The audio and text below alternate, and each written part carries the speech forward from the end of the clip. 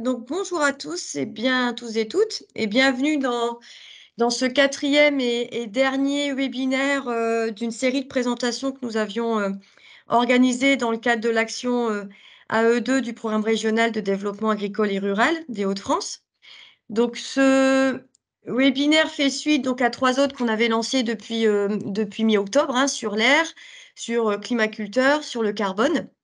Et donc aujourd'hui, la thématique reste le changement climatique, mais autour de l'eau et du changement climatique sur les leviers d'action et les outils à mettre en œuvre. Comme intervenants, donc, nous aurons Fabien Dutertre et Mélissa Dufermont de la Chambre Nord-Pas-de-Calais, donc moi-même Aurore Vasseur de la Chambre Nord-Pas-de-Calais également, et Aurélien Duménil de la Chambre d'agriculture de la Somme. Alors, avant de laisser la parole aux collègues, je voulais juste faire en 2-3 minutes présentation je voulais présenter quelques éléments de contexte, on va dire, autour de l'aspect territorial de la politique de l'eau chez nous. Donc, sur la carte que vous voyez, alors je ne sais pas par contre en quelle taille vous voyez, parce que si vous voyez comme moi, vous devez le voir en petit. Mais sinon, sur la carte, vous avez la présentation donc, des Hauts-de-France.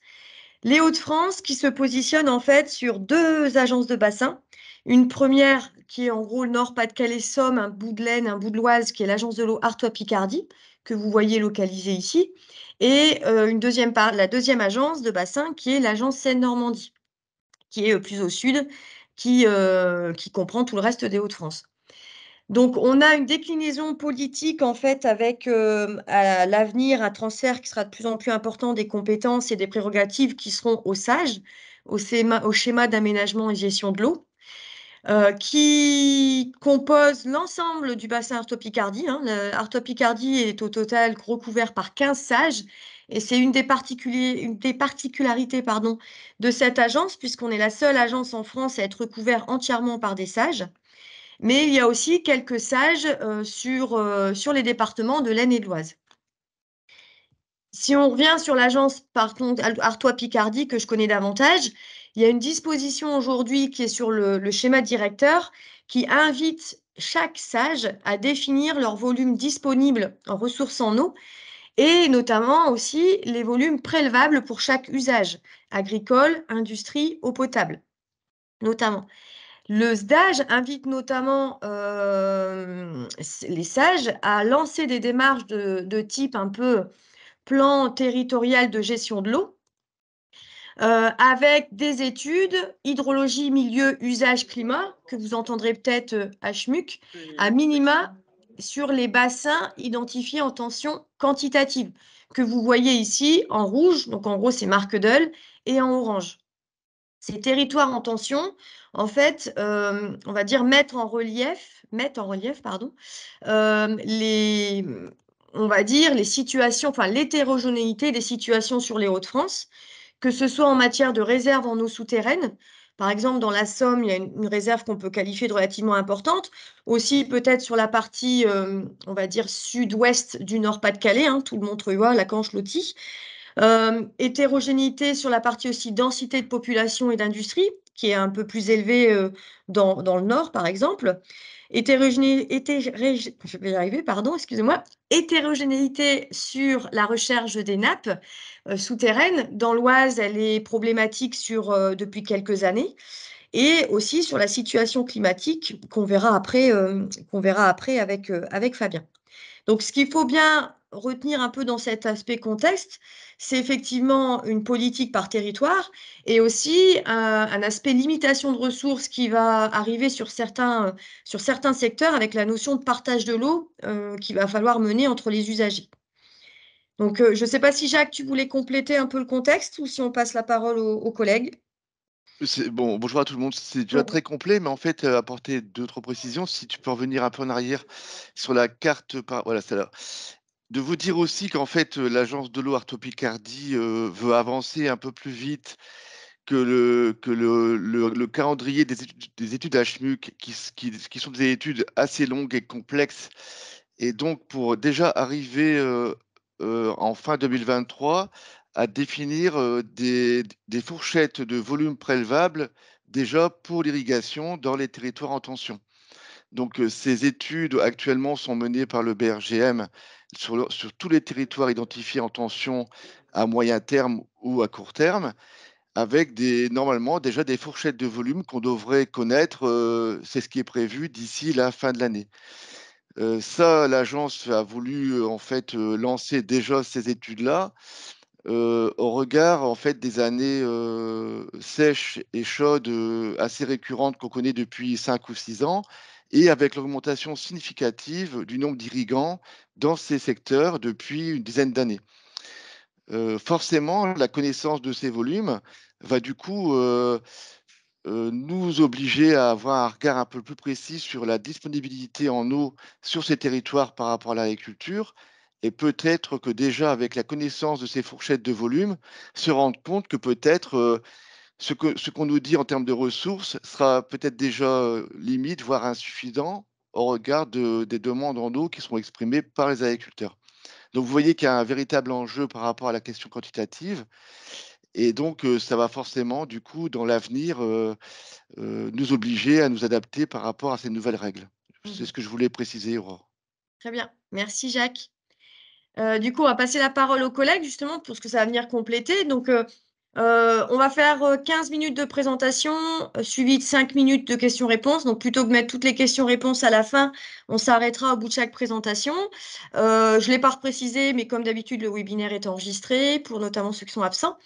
Donc, on va dans un premier temps parler d'enjeux climatiques, hein, chapeau climatique avec Fabien.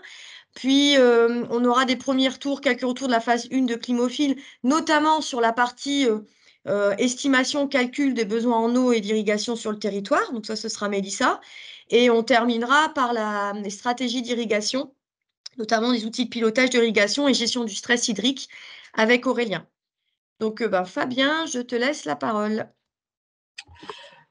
Bien, bonjour à tous. Bon, pour certains ont peut-être déjà suivi le webinaire qui était dédié spécifiquement au changement climatique, où j'avais un peu plus de temps pour justement détailler un peu plus les enjeux, que ce soit d'atténuation ou d'adaptation, et présenter davantage de résultats. Donc là, on va se cantonner à des résultats qui sont plus en lien avec la problématique eau qui nous intéresse aujourd'hui.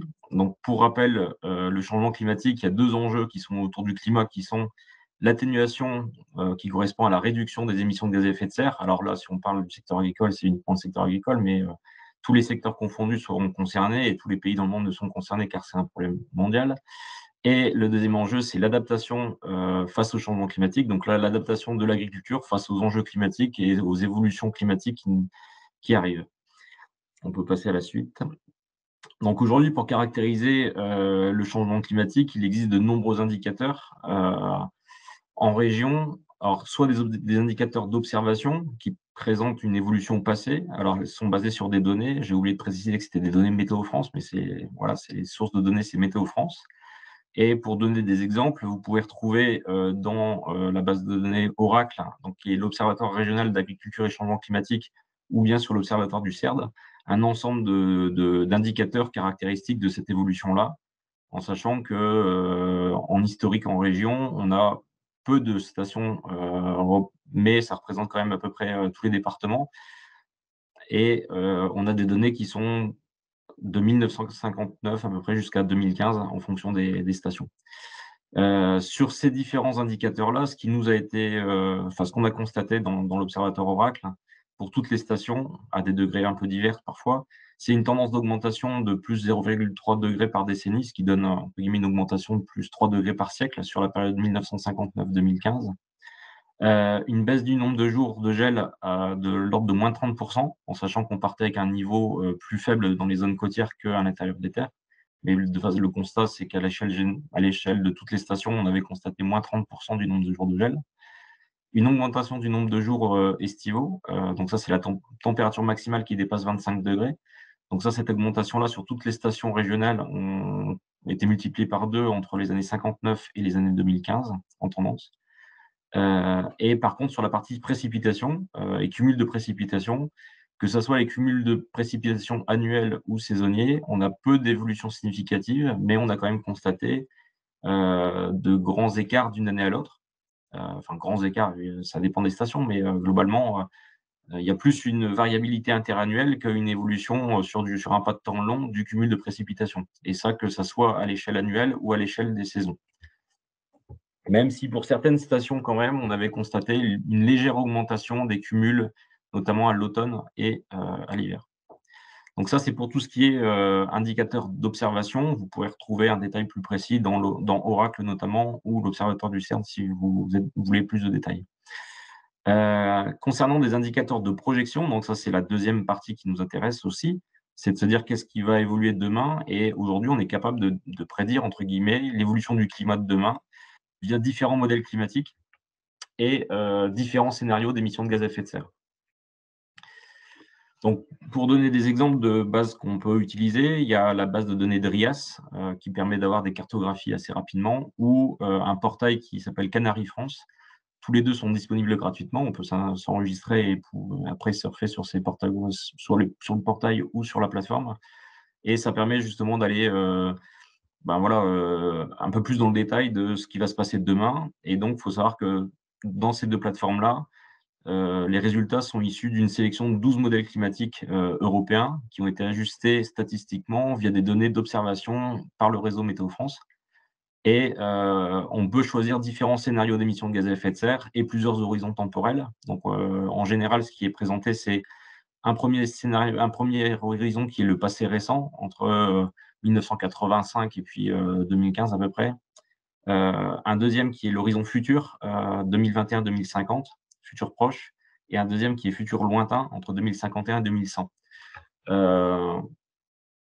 Il faut savoir que moi, dans les présentations que je fais aujourd'hui, que j'avais faites déjà lors de webinaires dédiés au changement climatique ou bien dans la démarche Climophile, le choix a été fait de prendre le scénario d'émissions de gaz à effet de serre le plus pessimiste, celui qui est noté 8.5, on appelle ça comme ça.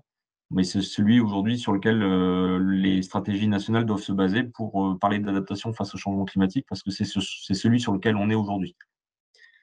Voilà, on peut passer à la suite. Donc là, je vais vous montrer l'évolution projetée, entre guillemets, du stress hydrique général qu'on pourrait avoir à l'échelle Hauts-de-France.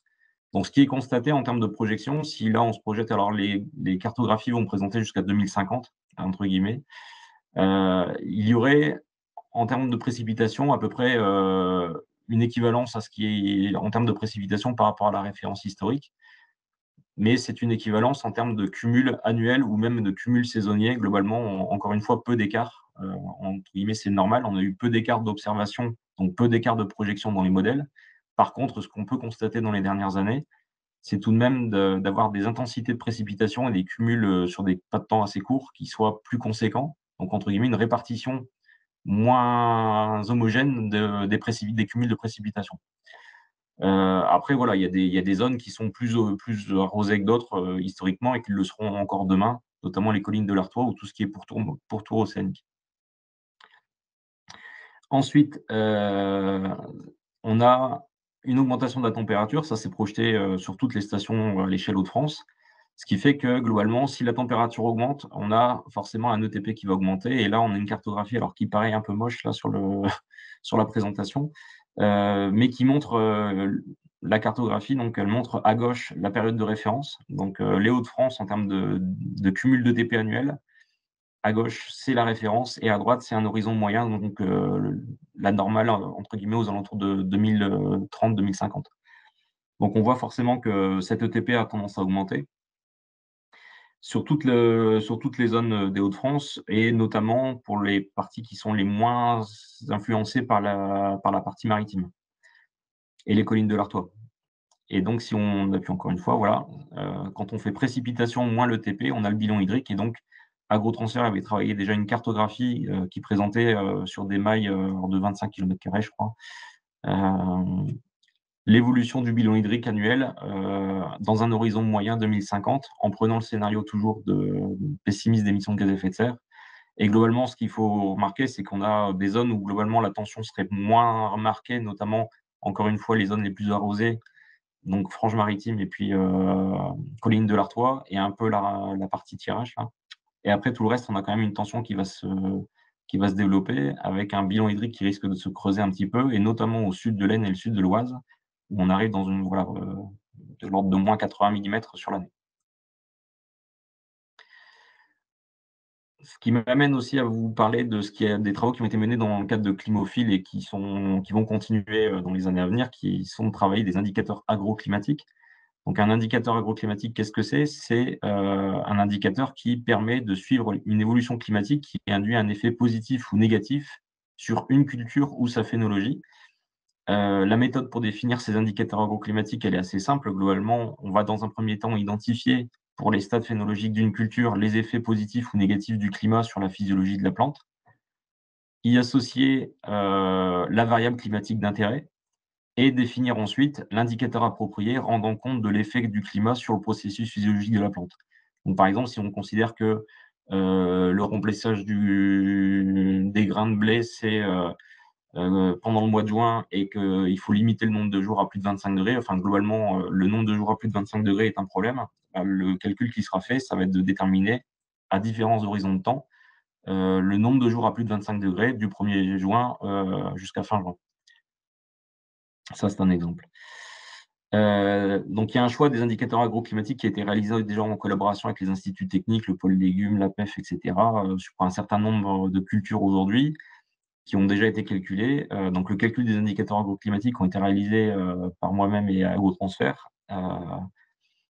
Et on a aujourd'hui créé des fiches cultures qui sont disponibles aujourd'hui sur un livret qui est un des livrables de la démarche Climophile.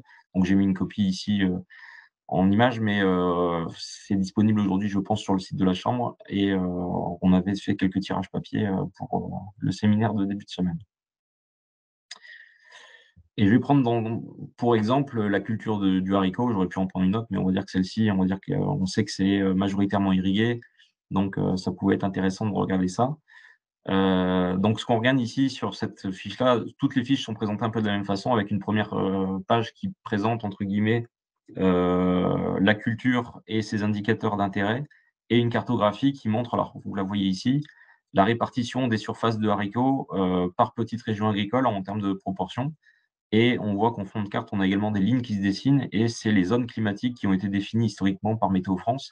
Donc on voit qu'on a différentes lignes avec encore une fois des zones plus côtières au niveau de la côte ouest ou de la côte nord, les collines de l'Artois, dont on sait que ces zones-là sont plus sujettes à avoir des précipitations plus importantes sur l'année.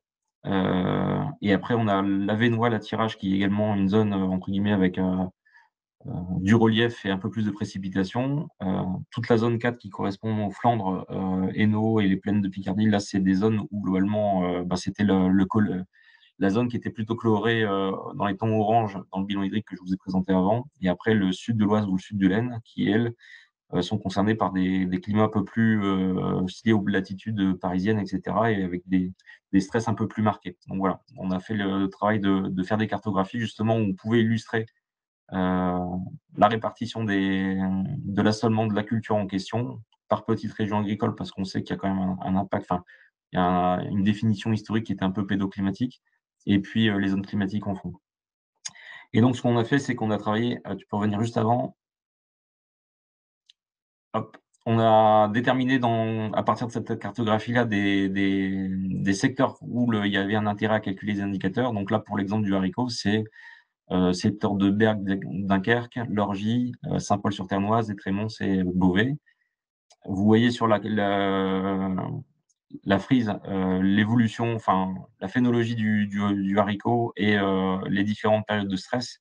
Et donc il y a un travail qui avait été mené par l'UNIVET à l'échelle nationale qui montrait qu'il y avait deux indicateurs principaux à calculer pour visualiser l'impact sur la culture du haricot vert. C'était le déficit hydrique, tout stade confondu, donc calculé du 1er mai au 30 septembre en région, avec deux seuils, entre guillemets, où le risque devenait important, c'était 200 mm et 250 mm, donc un stress plus élevé à 250 qu'à 200. Et puis après, le nombre de jours de pic de chaleur, donc c'est des jours où il y a plus de 35 degrés du 1er juillet au 30 septembre. Donc voilà. On va regarder rapidement ces deux indicateurs-là pour les différentes stations que j'ai évoquées. Donc ici, on est sur l'indicateur agroclimatique du stress hydrique au cours du cycle, donc le déficit hydrique du 1er mai au 30 septembre. Et ce qu'on peut constater, c'est que pour les deux stations qui sont plus au nord, Donc, entre guillemets, enfin, non, on va dire que là, il y a la station de Dunkerque qui est la moins impactée. Alors, comment on lit les graphiques là? C'est des diagrammes en boîte à moustaches. Celui de gauche, pour chaque station, correspond à la période de référence. Celui médian correspond à un futur proche et celui de droite correspond à un futur lointain. Donc, plus on s'écarte vers la droite, plus le diagramme, on remarque qu'il a tendance à montrer un déficit hydrique qui se creuse. En médiane, donc la médiane, c'est la barre horizontale au milieu de la boîte. Les 2 extrêmes de la boîte, c'est les Q25 et Q75 et les 2 barres, c'est, les percentiles 95 et 5. Donc si vous avez des questions à poser là-dessus, je pourrais y répondre après, mais globalement, ce qu'il faut constater, c'est que pour toutes les stations, le déficit hydrique se creuse, mais on constate également, un élargissement de la boîte à moustaches et des extrêmes, donc globalement des variabilités interannuelles plus marquées. Et si on regarde un peu dans le détail, on se rend compte que pour la station de Berck-Dunkerque, on n'atteint pas forcément, les seuils critiques, en termes de médiane. On peut l'atteindre sur certaines années, mais pas sur une quantité plus importante que ça. On est peut-être à la moitié des années où on atteindrait, potentiellement, le premier stade. Par contre, dès qu'on descend un peu plus au sud sur les stations, alors, on va prendre Saint-Paul-sur-Ternoise, c'est à peu près équivalent, à celle de Lorgy. Mais si on descend encore une fois un peu plus en bas, la station de Beauvais et la station d'Étrémons, elles, par contre, on constate que les seuils, de déclenchement, entre guillemets, du risque, de 200 et 250 millimètres sont dépassés, dès l'horizon, moyen parfois. Et si on va jusqu'à l'horizon lointain, on voit que, la médiane est déjà, en dessous de ces seuils-là, donc on atteint un stress encore plus marqué. Tu peux passer à la suite. Donc là, autre indicateur agroclimatique qui est le nombre de jours à plus de 35 degrés, donc du 1er juillet jusqu'au 30 septembre. Donc là, pareil, les mêmes stations. Et ce qu'on constate, c'est que, bah, on voit un risque de dépassement, un nombre de jours de dépassement des 35 degrés qui a tendance à croître, plus on s'éloigne de l'horizon, enfin du passé récent, ce qui est logique. Mais aussi, encore une fois, une variabilité interannuelle et des aléas qui vont être plus marqués. Donc, les aléas, pour moi, c'est, quand on s'écarte de la boîte à moustaches, mais qu'on voit des points, bah, on se rend compte, par exemple, pour la station d'Étrémons, qu'on pourrait avoir un nombre de jours à plus de 35 degrés, enfin, voilà, plus de 25 jours à plus de 35 degrés sur la période du 1er juillet au 30 septembre. Donc de façon extrême, mais ça pourrait arriver. De façon médiane, on serait aux alentours de 4 à 5 jours, mais voilà. Donc encore une fois, plus on descend, dans les latitudes au sud des Hauts-de-France, plus on constate un risque, un peu plus marqué, tout comme pour le déficit hydrique. Donc on peut passer à la suite, qui est du coup dans les interprétations de constater que pour les indicateurs agroclimatiques associés à la culture du haricot vert, bah, ils témoignent pour l'ensemble des stations, mais encore une fois à des degrés variables, d'une augmentation du risque de stress thermique avec une variabilité interannuelle assez marquée et d'un creusement net du déficit hydrique, tout stade confondu avec des dépassements des seuils établis par l'UNILET. Alors là, encore une fois, pour toutes les stations, mais notamment pour les stations du versant sud, au niveau de l'Oise et de l'Aisne. Donc après, voilà, l'UNILET avait déterminé et défini des mesures d'adaptation qui pourraient déjà être travaillées. Alors soit pour lutter contre le déficit hydrique ou pour lutter contre les épisodes de chaleur. Donc ça voit de bonnes pratiques à des leviers plus d'expérimentation ou de pratiques innovantes.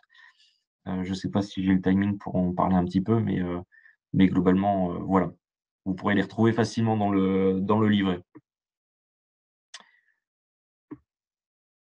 Bah, s'il y a pas alors après tout, enfin, s'il y a des questions, vous pouvez les poser. Merci, hein, Fabien. S'il y en a pas, tu peux te prendre encore, 1 ou 2 minutes justement pour aller plus loin si tu voulais, préciser des choses. D'accord. Bon là après c'est seulement de la lecture, hein, mais globalement, les bonnes pratiques, ça va être, d'adapter la ressource en eau disponible, aux légumes, dans les zones en tension, donc ça, c'est ce qu'on va aborder après. D'adapter le matériel d'irrigation à la demande climatique, donc là, c'est également, je pense, des choses qui vont être abordées, pour justement limiter, l'usage de l'eau et faire en sorte que ce soit le plus efficient. Donc ça va avec le 13e onglet qui est d'irriguer de façon économe et efficiente. De chercher à augmenter le stockage de l'eau dans les sols, donc ça, c'est en augmentant la matière organique, notamment. Après, il y a certainement des travaux sur le travail du sol, à mettre en avant aussi à ce niveau-là. Sur la partie épisode de chaleur, bon là, il y a des semis de variétés plus précoces qui peuvent se faire, des évolutions de dates de semis qui pourraient s'imaginer demain. Et après, plus sur les leviers agronomiques et d'expérimentation, bah là, ça va essentiellement être sur la partie tester des variétés plus tolérantes, travailler sur le phénotypage des variétés, tester des conduites de culture alternatives, voire en interculture, en culture associée. Enfin voilà, c'est des éléments comme ça qui vont graviter autour des mesures d'adaptation aujourd'hui. Voilà. On a juste une Ouais. petite question, c'est Marion qui demande, effectivement, elle n'a pas trouvé le livret sur le site de la Chambre, mais bon, comme il a été présenté hier, j'imagine qu'il n'est pas encore disponible là tout de suite à l'instant, quoi. Ouais, il a été présenté mardi lors du séminaire.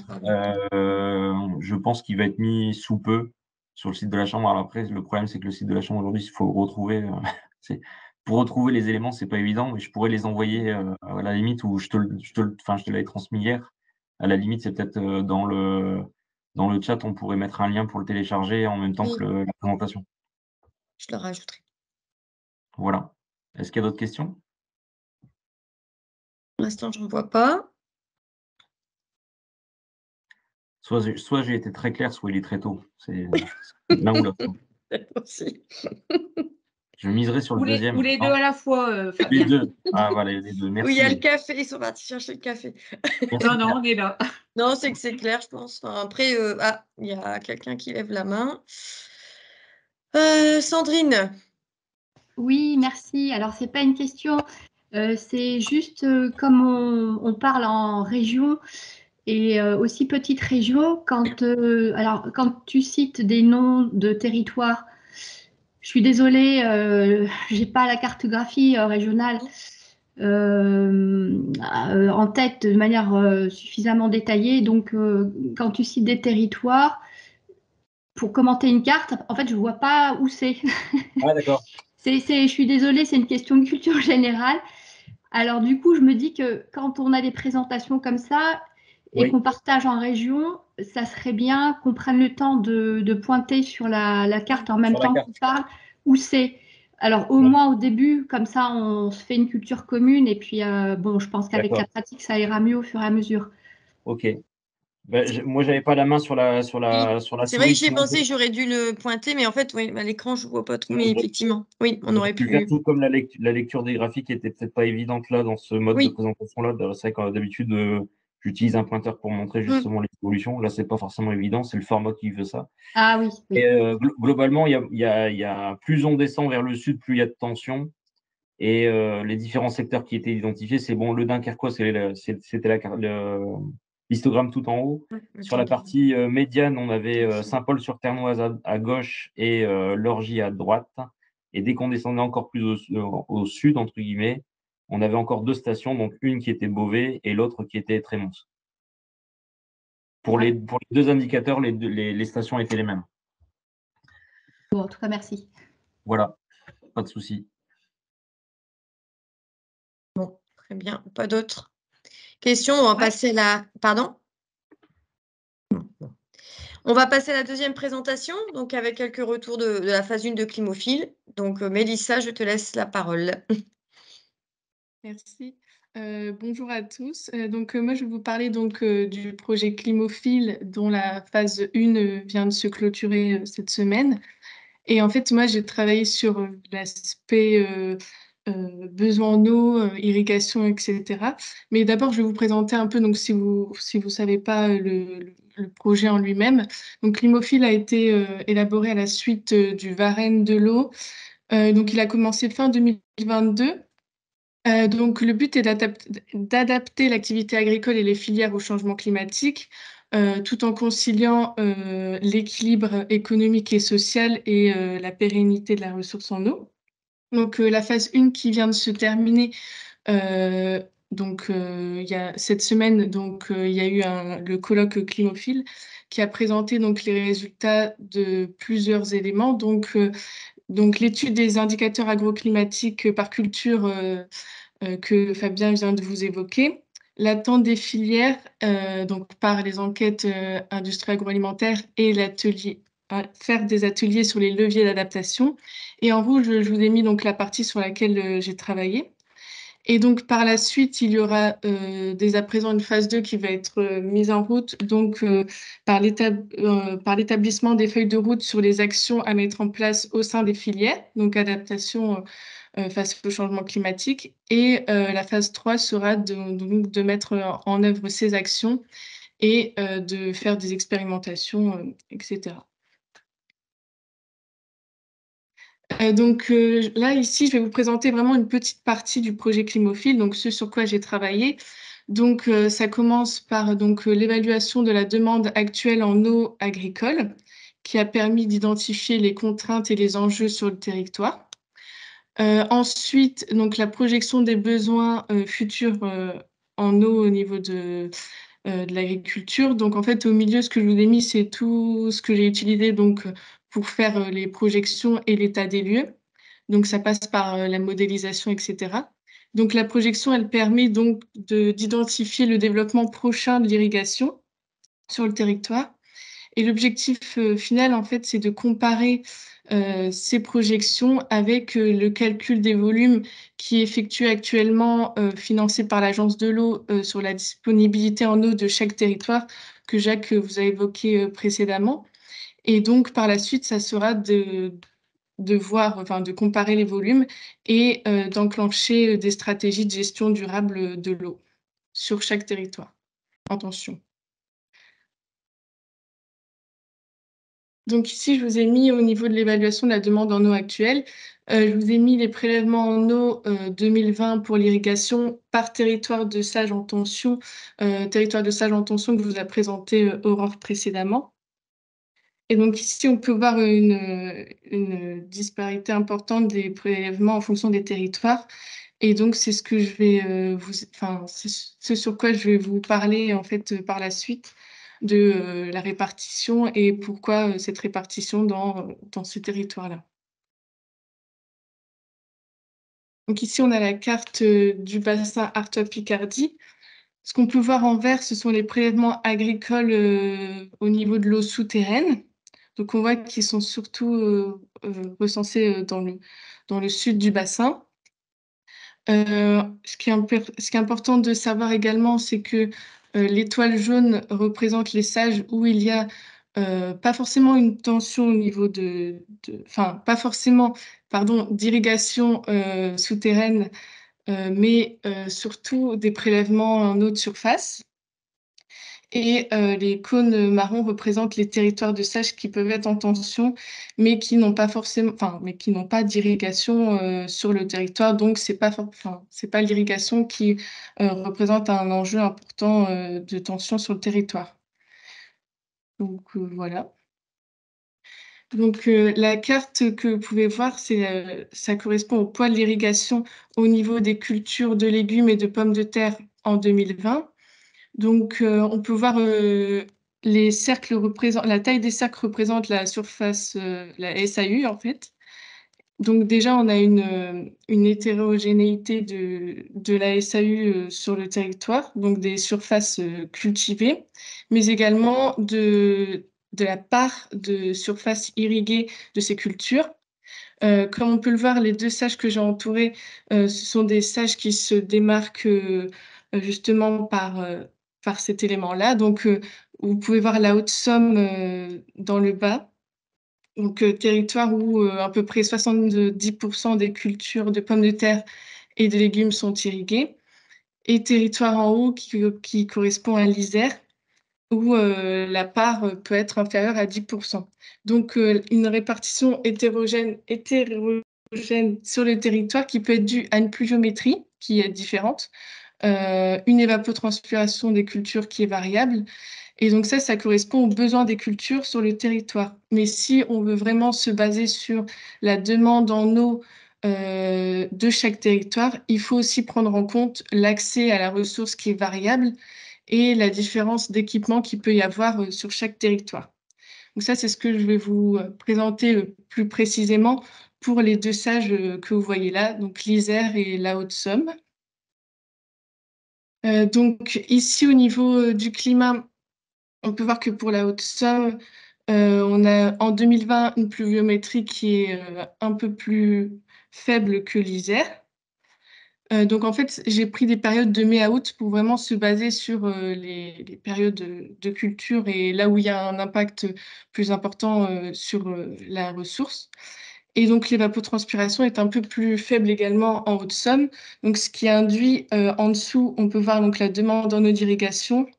On peut voir que pour la Haute-Somme, on a une demande d'à peu près 2000 m3 hectares pour les pommes de terre et pour l'Isère, à peu près 1000 m3 hectares. Donc ensuite, ça conditionne également les stratégies d'irrigation qu'il y aura sur ces territoires-là. Donc sur la Haute-Somme, on a une part de surface irriguée de 70% pour les pommes de terre et 90% pour le maraîchage. Et pour l'Isère, on a donc 3% des pommes de terre irriguées et 70% pour le maraîchage. Également, la satisfaction de la demande des cultures en tant que telle n'est pas la même. Par exemple, sur les 2000 m3 hectares en Haute-Somme, souvent l'irrigation permettra de satisfaire ces besoins-là, alors que pour l'Isère, on n'irriguera pas forcément à une dose que la culture demandera, mais un peu moins, pour les raisons qui peuvent être présentées par la suite.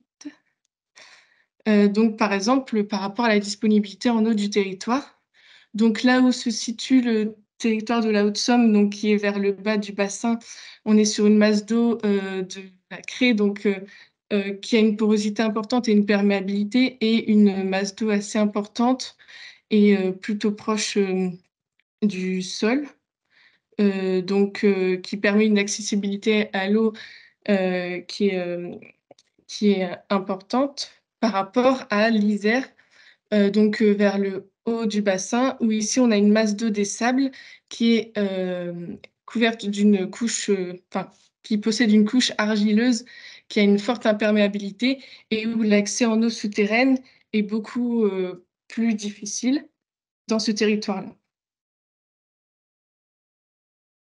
Et donc, ça conditionne également l'orientation technico-économique des exploitations. Donc, c'est pour cela également que sur l'Isère, on a un territoire qui est tourné sur l'élevage.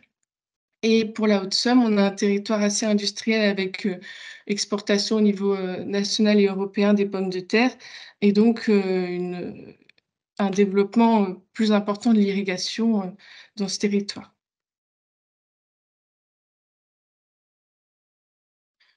Donc ici, ce que vous pouvez voir, c'est une projection des besoins futurs en eau agricole, donc au niveau du bassin de l'Isère. Mais ici, ce qui est représenté, c'est l'évapotranspiration. Donc ce qu'on peut voir donc avec les boîtes bleues, c'est que l'augmentation de l'évapotranspiration est réelle au niveau de la période mai à août, mais également au niveau annuel pour donc un futur proche et un futur lointain, ce que vous pouvez voir en bas. À côté, j'ai mis les données qui ont été observées donc en 2022 et 2020 pour que vous puissiez vous situer dans les projections qui pourraient y avoir dans le futur. Et donc, on a en plus d'une augmentation, ça Fabien vous l'a présenté également, d'une augmentation de l'évapotranspiration, on a aussi une augmentation de l'amplitude des données. Donc, voilà. Donc, par la suite, ici, vous avez donc les données donc, de pluviométrie. Donc, ce qui est intéressant de voir, donc toujours pour le bassin de l'Isère, c'est que, mais faut savoir que ça, c'est un élément qui a été vu sur tous les sages, en fait, puisque ce travail a été effectué pour tous les sages du bassin Artois-Picardie.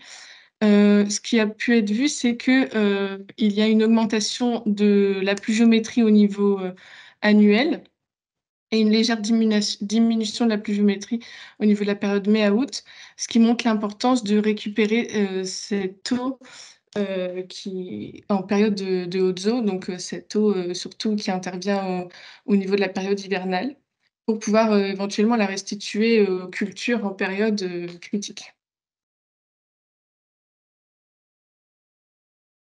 Donc ici, ce que vous pouvez voir, c'est une projection des volumes des volumes des cultures par territoire, donc la Haute-Somme et l'Isère. Donc, en fait, on a simulé une augmentation de l'évapotranspiration par 3 éléments. Donc, les boîtes en gris, c'est l'évapotranspiration médiane. Les boîtes en orange, c'est l'évapotranspiration correspondant au 3e quartile. Donc, c'est une valeur où 75% des données est en dessous de cette valeur-ci. Et en bleu, c'est une évapotranspiration maximale. Donc, en fait, on a simulé ça en se basant sur une pluviométrie de 2022. Donc, pour simuler des besoins en eau les plus importants qu'on pourrait éventuellement avoir dans le futur. Donc, ce que vous pouvez voir en 2022, c'est également une estimation des données. Voilà, donc en fait, en bas, vous pouvez voir la pluie. On a une différence de pluie qui est quand même assez importante en 2022 pour la Haute-Somme et pour l'Isère. Et en haut, vous pouvez voir les surfaces irriguées qui sont également assez importantes sur ces 2 sages.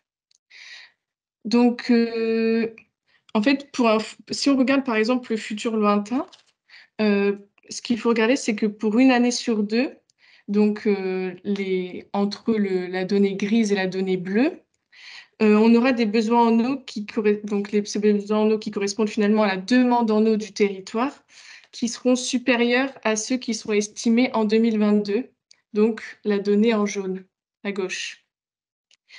Et donc tout ça pour une pluviométrie équivalente et en regardant juste l'augmentation de l'évapotranspiration dans le futur. Donc ça peut nous donner vraiment les volumes qu'on pourrait avoir dans un futur prochain.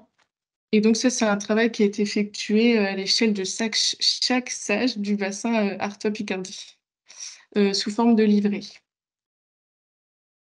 Donc, par la suite, on peut donc envisager des solutions d'adaptation. Pour la Haute-Somme, ça serait donc un matériel d'irrigation avec une meilleure efficience. Par exemple, donc les rampes d'irrigation ou le système goutte à goutte. Et pour l'Isère, donc un territoire qui a une très faible ressource en eau souterraine, ce serait plutôt de stocker et de récupérer l'eau de pluie qui est disponible en période de hautes eaux.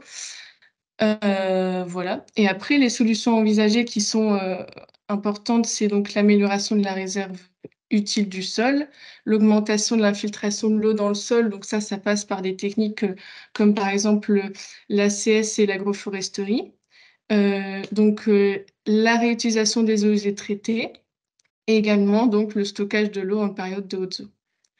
Voilà, donc j'en ai fini. Merci à vous. Merci Mélissa. Alors, pour l'instant, j'ai pas de questions. Est-ce que vous avez des questions sur la présentation? Je suis en train de vous préparer aussi sur le livret des cultures. Je vais vous l'envoyer, je vais vous mettre un lien WeTransfer après dans la conversation.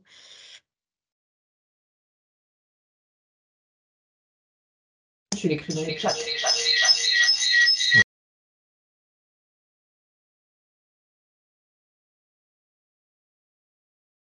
Ah, je crois qu'il y a une question. Ouais, j'ai pas. Il y a une main levée, mais. Ah, pardon. Là, j'ai vu. Sandrine, vas-y. Oui, merci. Donc, c'est très intéressant. Je vois que les simulations que tu nous as présentées sur la fin, c'est avec la donnée de pluviométrie de 2022, c'est ça? Et c'est aussi à surface constante, à surface agricole constante pour chacune des cultures. Oui, effectivement, en fait, on a fait le choix de pas on avait des difficultés à potentiellement évaluer une augmentation des surfaces irriguées, mais ça, c'est vraiment quelque chose à prendre en compte parce qu'on sait que forcément, c'est une variable qui va évoluer dans le temps. Mais pour ce travail-là, on reste avec les surfaces irriguées du dernier recensement, donc 2021. Ouais, je pense que c'est super important de le mettre en avant, de le préciser comme tu précises que c'est par rapport à la pluviométrie d'une année donnée. Ça, c'est bon, je pense plutôt par rapport aux professionnels pour le développement agricole. Oui. Merci.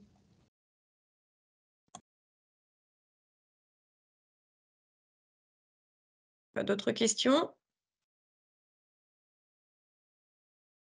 Là-dessus, je pense que tes livrets par Sage, ils vont être aussi communiqués, Mélissa? Bah, je sais pas Pour l'instant, encore, d'accord. mais en tout cas, si jamais vous pouvez m'envoyer un mail et je peux vous les transmettre en attendant, il n'y a pas de souci.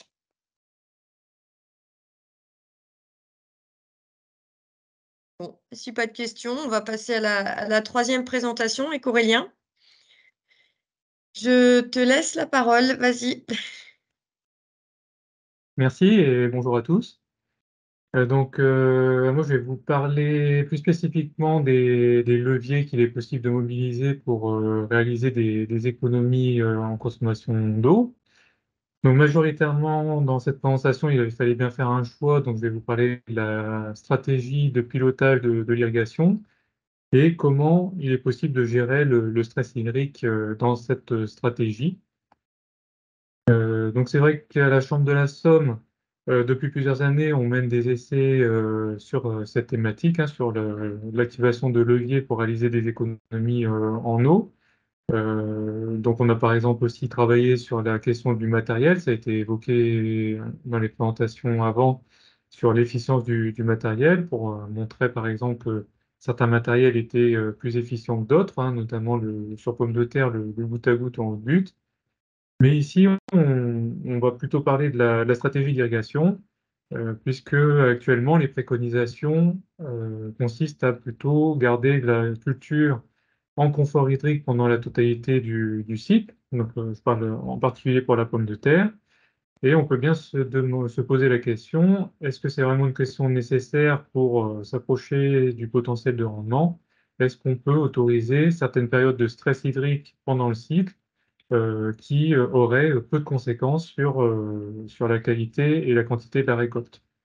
Donc, notre objectif dans cet essai, c'est de mesurer l'efficience de plusieurs stratégies d'irrigation limitantes à certains moments du cycle, donc sur la pomme de terre. Donc ici, une présentation assez rapide du dispositif expérimental. Donc c'est un essai que nous avons mené donc, à Étremont donc l'année dernière. Donc sur une parcelle d'un agriculteur.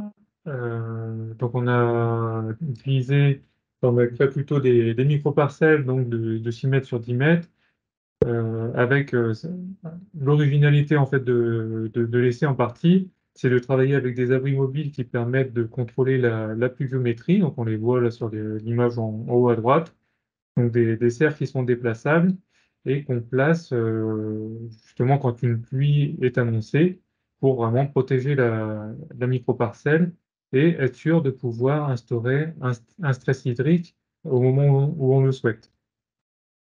On a implanté donc deux variétés qu'on a choisies parce que elles présentent théoriquement des niveaux de tolérance au stress hydrique différents. Donc on a choisi la grilla qui était réputée pour être plutôt sensible au stress hydrique. Et puis une autre variété, donc Mélodie, l'obtenteur indiquait qu'elle avait un niveau de tolérance assez important. Donc on le verra dans la slide juste après, mais en fait on va avoir quatre stratégies d'irrigation différentes. Est-ce que tu peux revenir sur la slide? Merci. Donc quatre stratégies d'irrigation différentes. Et donc pour pouvoir apporter des quantités d'eau assez facilement, des quantités d'eau différentes assez facilement sur l'essai. Donc on a travaillé avec un système d'irrigation donc de type goutte à goutte qui est installé en haut de lutte, ce qui permet donc de facilement contrôler les apports. Donc ici, juste deux petites photos pour illustrer un petit peu le fonctionnement de l'essai. Donc l'irrigation par goutte à goutte en haut de but. Donc là, on voit bien les bulbes d'irrigation qui sont créés. Donc là, c'est plutôt en début d'irrigation. Après, ça a tendance à s'étendre quand même un peu plus dans la butte. Et puis, donc à droite, pour être autonome, en fait, simplement des réserves d'eau qu'on remplissait à partir du forage. Et après, on repompait l'eau à l'intérieur de ces cuves souples pour les amener dans le réseau de goutte à goutte. Donc ici, une stat qui est importante de bien comprendre, ce sont les stratégies que nous avons testées. Donc on a 4 stratégies, la modalité ABCD, et pour chacune d'elles, on va apporter de l'eau de différentes manières. Donc on a la stratégie A qui peut être considérée comme la référence, c'est-à-dire qu'on va jamais laisser le niveau de réserve hydrique descendre en dessous de 50% de la réserve utile. Et c'est ce qui va permettre de maintenir la pomme de terre en confort hydrique pendant la totalité du cycle. Donc modalité A, c'est la stratégie de référence. On a la modalité D, donc elle, c'est une stratégie qui est limitante pendant toute la stratégie, pendant toute la durée du cycle.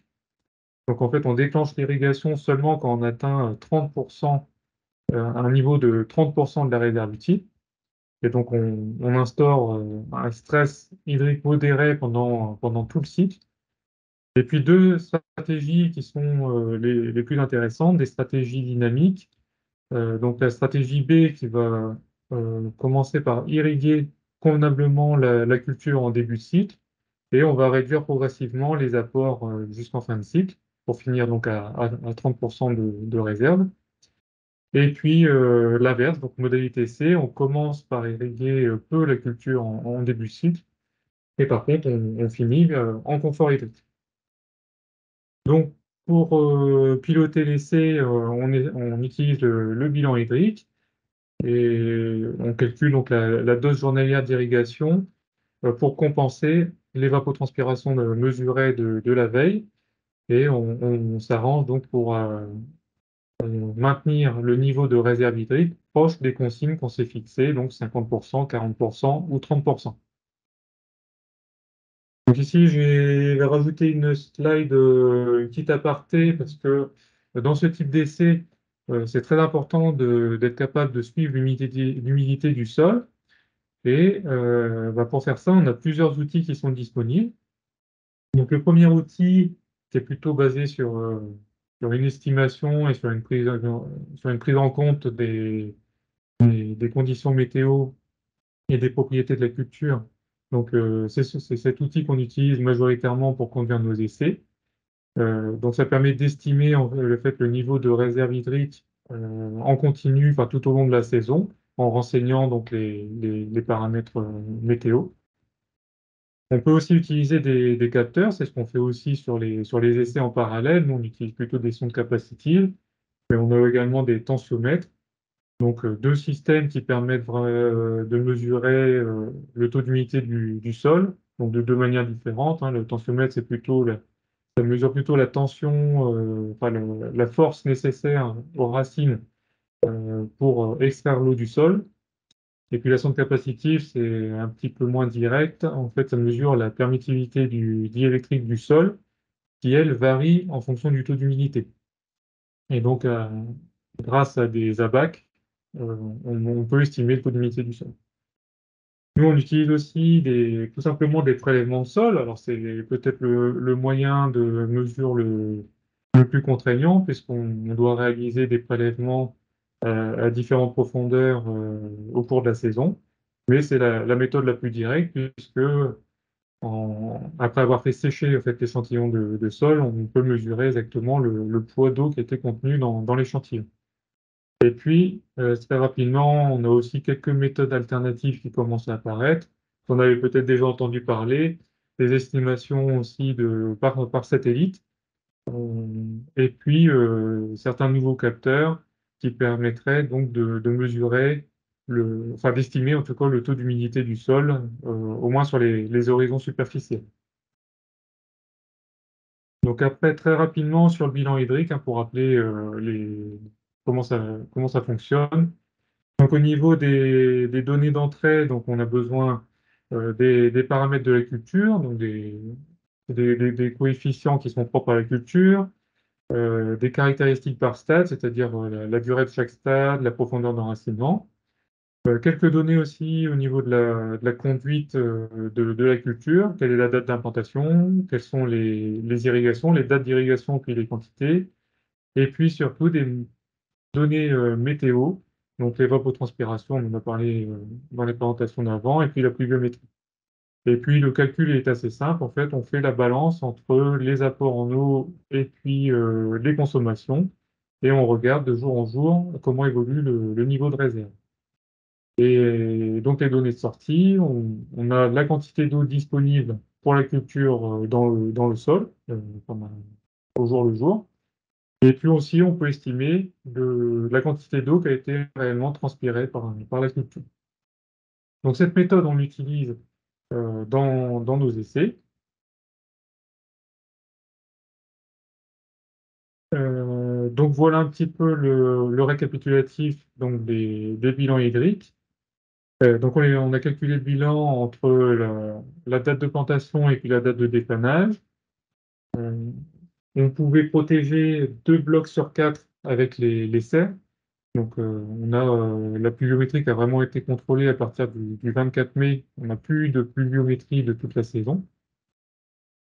Et donc là, très rapidement, pour les modalités, et là, on voit qu'on a au final, en suivant ces stratégies d'irrigation, on a des quantités totales d'eau consommées, enfin apportées par irrigation, qui sont très différentes d'une modalité à l'autre, puisque eh bien, sous serre, on passe de 127 mm seulement apportés pour la modalité la plus limitante à 233 pour la modalité en confort hydrique, donc quasiment du simple au doux. Donc on va pouvoir regarder quelle est la conséquence sur, sur la culture. Donc là, oui, c'était juste un petit exemple. Là, on va passer rapidement parce que j'ai peut-être pas assez de temps pour tout voir. Mais un exemple de bilan hydrique. Donc pour la modalité B sous serre, donc on voit qu'on a très bien suivi les consignes. On voit la consigne qui est en jaune, qui est fixée à 50% en début de cycle, 40% puis 30%. Et puis en marron, le niveau de réserve hydrique, donc qui suit la consigne. Et donc, tout l'intérêt d'utiliser les serres, quand on regarde le même bilan en extérieur, ben, on a eu trop de pluviométrie à certains moments pour suivre ces consignes.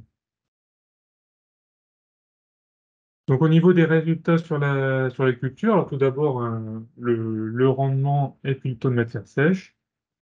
Alors on remarque déjà que ben, on a des pénalisations de rendement qui sont observées suivant les stratégies d'irrigation. Mais surtout, on a deux comportements au niveau des variétés. On a notre variété Mélodie qui, au final, est très stable en termes de rendement, au moins pour les modalités A, B, C. Certes, la modalité D, la plus limitante, est quand même pénalisante, mais on a une très bonne stabilité du rendement. Donc Mélodie qui était choisie pour être tolérante, donc là, ça a l'air de se vérifier. Et puis, par contre, la variété Agria, elle, qui a un rendement plutôt instable en fonction de la quantité d'eau apportée et puis de la stratégie d'irrigation suivie. Certes, elle a un potentiel de rendement supérieur à la mélodie, mais par contre, elle a des variations de rendement assez importantes suivant la stratégie suivie. Alors après, très rapidement, le taux de matière sèche. Donc, on voit que la stratégie d'irrigation a un impact sur le taux de matière sèche. D'une manière générale, lorsqu'on diminue l'irrigation en fin de cycle, on a un taux de matière sèche qui est supérieur. On le voit avec la stratégie B et la stratégie D, qui finissent toutes les deux seulement à 30% de la réserve hydrique.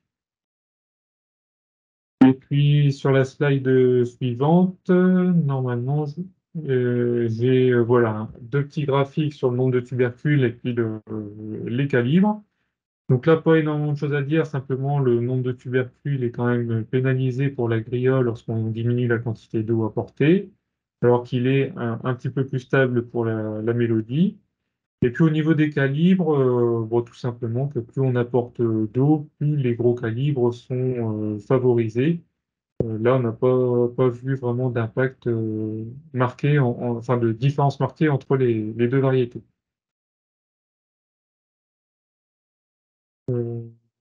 ici une mesure supplémentaire qu'on avait faite pour estimer le niveau de biomasse pendant la saison. Donc on voit aussi, donc là on a fait passer un drone pour mesurer l'indice NDVI qui est quand même bien corrélé au niveau de biomasse de la culture. Et puis on voit aussi que l'indice diminue lorsque la quantité d'eau diminue également, surtout pour la grilla. Et au contraire, pour Mélodie, il est plutôt stable sur les 3 premières stratégies, ABC, et il est vraiment impacté pour la modalité D. Donc ça rejoint un petit peu les observations faites sur le rendement. Une autre observation qui est intéressante, donc on a réalisé des profils racinaires en fin de culture, donc sur chaque modalité et sur chaque variété, donc 8 profils racinaires. Et ce qui est intéressant, c'est qu'on réalise la moyenne de ces profils racinaires, donc soit par modalité à gauche, soit par variété à droite. Donc, je vais commencer à droite. Donc, par variété, on pouvait s'attendre peut-être à avoir une meilleure prospection racinaire de la variété tolérante, ce qui aurait pu expliquer qu'elle résiste mieux au stress hydrique. Mais on voit que en fait, le niveau de prospection racinaire est équivalent pour les deux variétés, quelle que soit la profondeur. Par contre, à gauche, ce qu'on a observé, c'est que plus on a apporté d'eau, et moins il y a eu de prospection racinaire en profondeur. Parce qu'on voit que pour la modalité A, donc c'est la modalité confort, on a apporté 233 mm et on voit qu'à 70 cm de profondeur, eh ben, on a une prospection racinaire de 25%. Alors que pour la modalité D, donc la plus limitante, au lieu d'avoir 25%, eh bien, on est plutôt à 75% de prospection. Donc là, une vraie différence de comportement en fonction de la quantité d'eau apportée.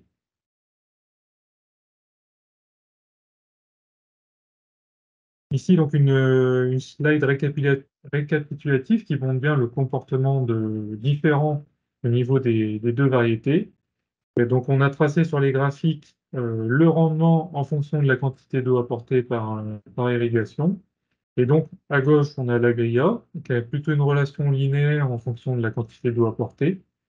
Et puis, par contre, à droite, la mélodie, en fait, on voit qu'on atteint très vite un palier qui n'augmente plus. En fait, on peut considérer que le potentiel de rendement de la variété est atteint beaucoup plus tôt lorsqu'on raisonne en quantité d'eau. Voilà, il est atteint dès 170 mm, alors que la grilla, on ne sait même pas si on a atteint son potentiel maximal. Donc c'est vraiment là la conclusion de cet essai, c'est qu'on a deux comportements variétaux vraiment différents. La grilla qui semble sensible au stress hydrique et qui est impactée dès qu'on diminue la quantité d'eau apportée.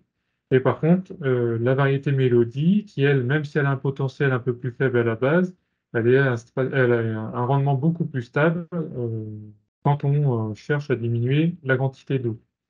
Et pour donner un ordre de grandeur, on a, grâce à cette variété et à une stratégie plutôt descendante, la stratégie B, donc on commence en confort hydrique et on finit en stress hydrique modéré, on a pu économiser en 2021 et 2022 50 à 60 mm d'eau sans avoir impacté le rendement et la qualité par rapport à un pilotage classique réalisé en confort hydrique. Donc ça montre que le pilotage devrait prendre en compte la sensibilité variétale au stress hydrique. Et donc là, je vous ai présenté nos résultats sur pommes de terre, mais on travaille aussi depuis cette année sur légumes, donc sur pois de conserve et haricots. Et c'est à peu près la même conclusion qui ressort de ces essais, c'est qu'on a vraiment un comportement variétal différent, que ce soit pour pois ou pour haricots. Dans le cadre du pois, on a vu une des deux variétés testées pouvait supporter bien mieux un stress hydrique pendant la floraison par rapport à la variété qui s'est révélée être plus sensible. Et puis dans le cadre du haricot, et ben c'est pareil, on avait une variété qui tolérait mieux la diminution des quantités d'eau apportées, surtout en fin de cycle. Et donc, on peut aussi envisager des économies d'eau sur ces cultures. Ouais, Merci merci. Aurélien. Est-ce... Alors Jacques, il y a une question. Vas-y. Ouais, merci Aurélien, c'est vraiment très intéressant l'expé que vous menez. Euh, j'ai deux petites questions. La première, c'est en termes de cycle végétatif, entre Agria et Mélodie, c'est à peu près pareil ou il y en a une qui serait plus tardive? Alors, on les avait choisis parce que sur le papier, elles semblaient être assez identiques et finalement, on avait la variété Mélodie, donc a quand même un cycle plus long que Agria. Donc, on a choisi quand même de les défaner en même temps, mais c'est vrai qu'il y avait un cycle un peu plus long pour Mélodie. Est-ce que ça peut expliquer le fait que du coup, elle a une capacité à attendre un peu plus longtemps s'il fait chaud et sec? Ça, c'est possible. Alors, on espère que cette année, on a reconduit l'essai, mais avec une vitrine variétale un peu plus importante, donc avec 8 variétés. Et donc, on espère avoir plus d'informations justement sur l'impact de la longueur du cycle avec ces 8 variétés, puisqu'on aura certainement un éventail de longueur de cycle plus large. Et c'est vrai Quand que tu dis, les cycles longs, en général, on a plutôt tendance à dire qu'ils sont capables de subir, enfin de résister un peu mieux au stress hydrique, puisqu'ils peuvent après récupérer un petit peu lorsque il y a une irrigation où la pluie arrive. vous reconduisez l'essai en 2024 alors, c'est ça? Alors ça, c'est un essai qu'on a fait 2021-2022, ce que j'ai présenté, avec les résultats de 2022. Et cette année, donc 2023, on a déjà fait une vitrine variétale de 8 variétés. Et c'est vrai que les résultats n'étaient pas totalement aboutis pour aujourd'hui. Donc j'ai plutôt présenté les résultats de l'année dernière. Merci.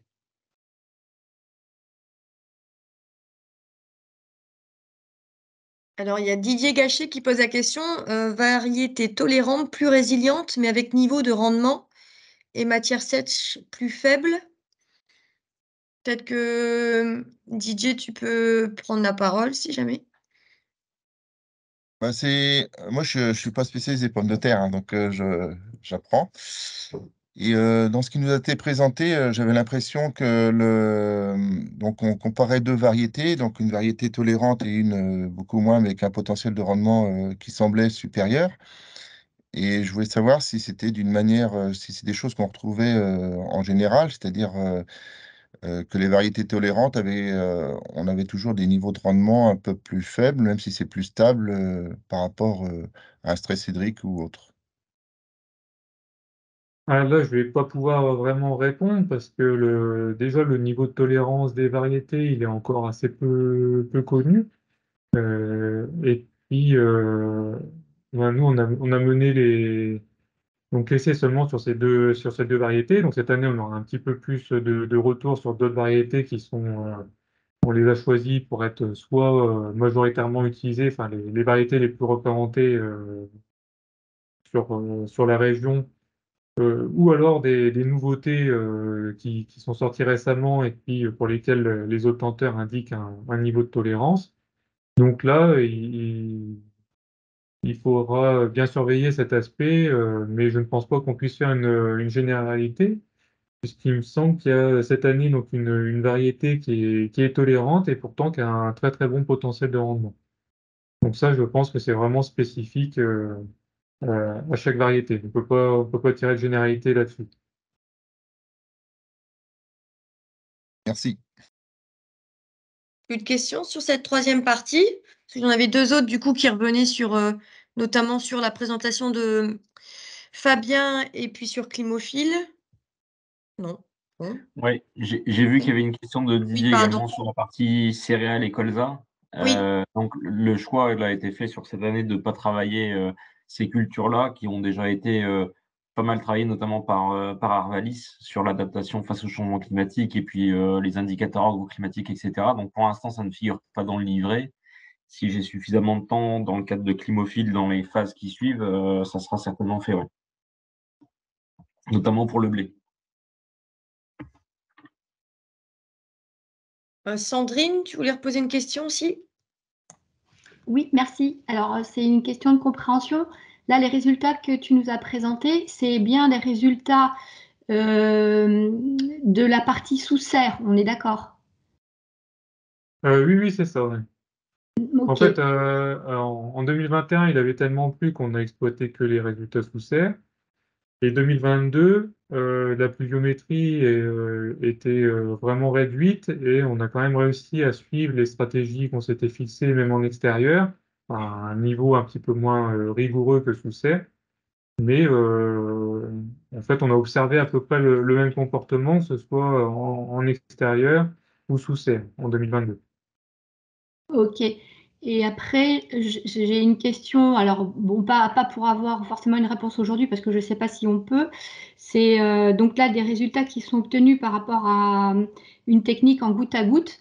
Et je me demande si on avait utilisé d'autres matériels, par exemple canon sur enrouleur. Alors, les quantités d'eau, elles ne changent pas. Mais je me demande si il peut y avoir un impact. Je ne sais pas. Alors ça, oui, certainement, il y a forcément un impact puisque je ne l'ai pas présenté là, mais on a aussi fait un essai sur l'efficience du matériel où on a pu comparer donc canon, rampe et différents types de goutte à goutte.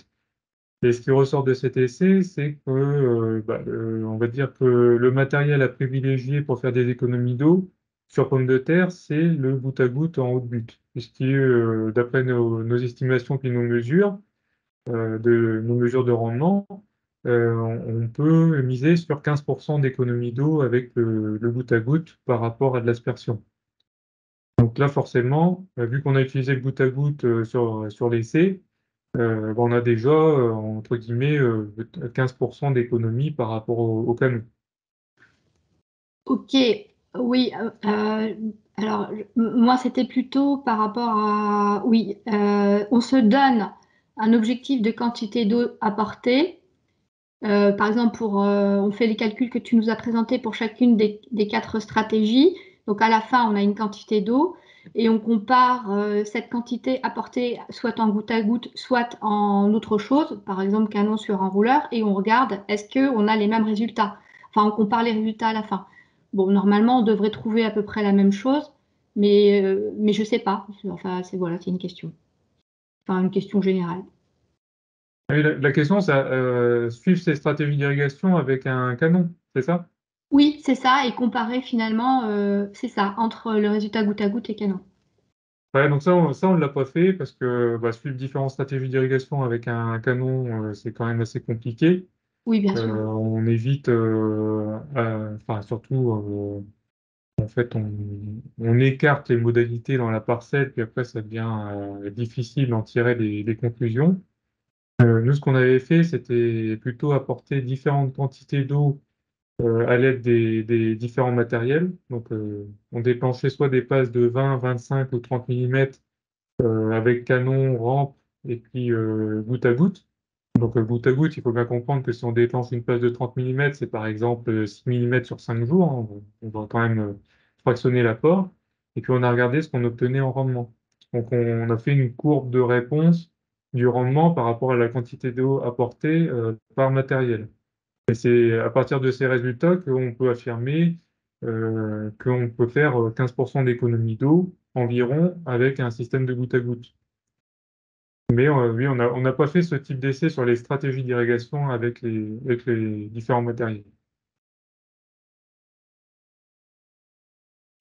Merci. Alors, peut-être une dernière question. C'était Marie Desmet qui demandait si le travail de climophile réalisé sur le bassin Artois-Picardie a été réalisé ou le sera sur Seine-Normandie. Je ne sais pas si quelqu'un peut répondre là-dessus. J'ai peut-être oublié de le préciser qu'en fait, le projet Climophile, c'est un projet au niveau Hauts-de-France. Du coup, effectivement, Bassin Seine-Normandie participe à l'élaboration du projet à ce niveau-là. Donc, voilà. Très bien. Ok, Donc, mais oui, du pardon. coup, il y a des juste est-ce que du coup bonjour, pardon, est-ce qu'il y a des résultats à partager du coup sur ou pour l'instant, ça a été focalisé plutôt sur Artois Picardie? Moi, dans l'élaboration de mon travail, ça a été fait, principalement du coup par rapport au bassin Artois Picardie. Par contre, au niveau des enquêtes, des industries agroalimentaires et cetera, ça a été fait vraiment au niveau Hauts-de-France. Mais ouais, j'ai pas plus d'informations là-dessus. OK, merci. Bon, très bien. Si personne n'a de questions, merci à vous tous. Bon, vous avez vu, hein, j'ai mis les livrets là sur, en WebTransfert, en WeTransfer. La présentation a été enregistrée, donc n'hésitez pas à y retourner ou en faire part à vos collègues. Voilà, bah, écoutez, puis merci aux intervenants et bonne journée, bon week-end à tous.